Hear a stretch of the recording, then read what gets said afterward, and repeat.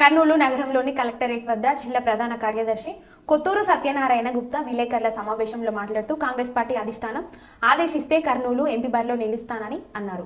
అలాగే కాంగ్రెస్ పార్టీతోనే రాయలసీమ ప్రాంత అభివృద్ధి జరుగుతుందన్నారు. సీమ వాణిని వినిపించేందుకు రాయలసీమ వాదిగా తనను ఎంపీగా గెలిపిస్తే పార్లమెంట్లో సత్తా చూపుతానన్నారు. వచ్చే ఎన్నికల్లో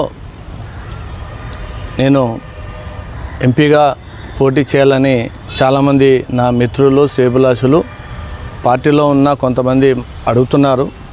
అధిష్టానం నాకు అవకాశం ఇస్తే కర్నూలు నుండి ఎంపీగా పోటీ చేయడానికి నేను సిద్ధంగా ఉన్నా. గతంలో కూడా నేను స్వతంత్ర అభ్యర్థిగా పోటీ చేయడం జరిగింది. ఇప్పుడు పార్లమెంటులో రాయలసీమ గలం వినిపించాలి, రాయలసీమ వెనుకబడితనం ఉండాలి అంటే ఉద్యమ స్ఫూర్తి కలిగిన వాళ్ళు ఖచ్చితంగా పార్లమెంట్ అడుగు పెట్టాలి, కేంద్ర ప్రభుత్వం మెడలు వంచాలి.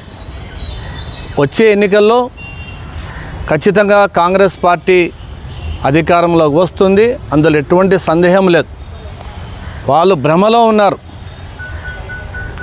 మాట ఇచ్చి మడమ తప్పారు. వాళ్ళు కేంద్రం ప్రత్యేక హోదా ఇస్తామని చెప్పి మాట తప్పారు. వాళ్ళు కాంగ్రెస్ పార్టీ మీద బురద జల్లే ప్రయత్నం చేస్తున్నారు. ప్రజలు గమనించారు, ఏంటి ఇది తప్పు, సరే అనుకున్నాం, అది కాంగ్రెస్ పార్టీ కారణమని, అది కాదని తేలింది.